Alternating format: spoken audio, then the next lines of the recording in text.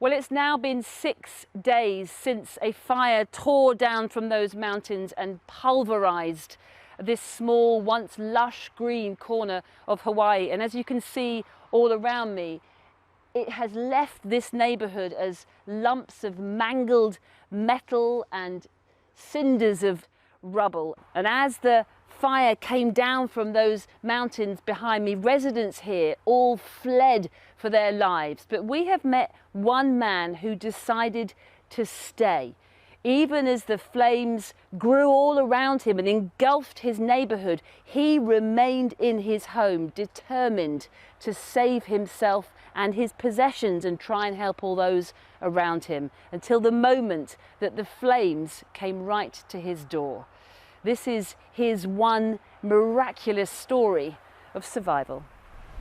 Charlie Awahinui got up last Tuesday, as he does every morning, to take his daily bike ride down the front street in Lahaina. But something told him this day would be different. The weather was wild, so he took out his cell phone and started to document what he saw. Power had already been out by the time I had woken up. And what I started to notice was how severe the wind was. Oh, it's crazy. And the weather was not at all as normal as it usually is.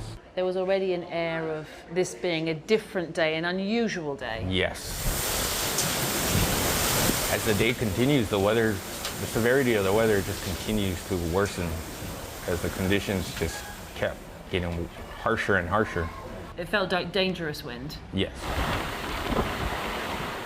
Around 6 p.m, Charlie looked out the back door and a series of fires were burning in the hills beyond his house, tearing across the parched land in the distance. And we've been in a drought forever, so it was just kindling. Within minutes, smoke from the fires was looming in the skies above his neighborhood. And just an hour later, the flames had reached the end of his street. By 7:52 p.m, according to his phone, the field at the back of his house was now completely ablaze. So when you opened your back door and saw this, what did you think? I still thought I had a chance, honestly, and I wasn't willing to give up just yet. So. Because many people would think, this fire is getting closer to me, it's at the end of my street potentially, I should run. What made you stay? It's my home. I've lived there for 10 years. You know, it was my piece of heaven. It was the only thing I really had. You know, so you were going to cling to it to the last? Yep. That's all I had. Like many people who have lost their homes, that's all we ever had. You know. Okay, 8:30.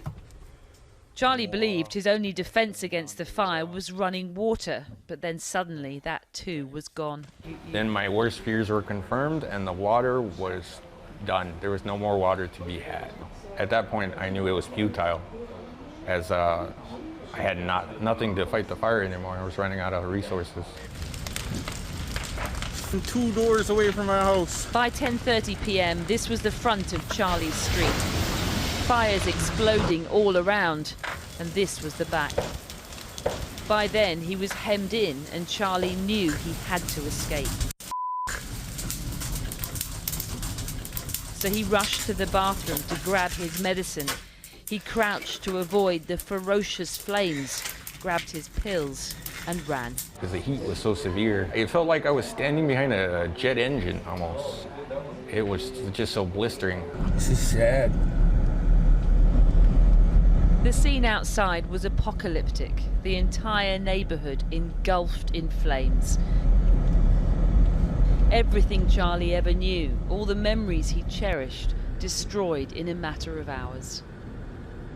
I tried to get out of my neighborhood, but because of the severe fire and the houses burning and the vehicles burning, it was pretty difficult to get out. Eventually, he found a path through the burning streets to safety. I mean, this is like a scene from a horror movie. Well, I mean, what was going through your mind? I thought I was done for, actually. Had to settle for the fact that I'm now homeless and I have lost everything. My livelihood, my life, everything I've been working on for the last few years is gone. This is what gone looks like. An entire town disappeared in just 5 ferocious hours. Charlie hasn't returned to Lahaina since that night. He says he's not ready. But if he did, this is what he'd see. His once close-knit community reduced to unrecognisable rubble. You can replace bricks and mortar, but for native Hawaiians like Charlie, Lahaina was their spiritual home too. We believe you can't know where you're going if you don't know where you're from. Roots is everything. Lahaina is always very special to me. It will be forever, but it won't ever be the same.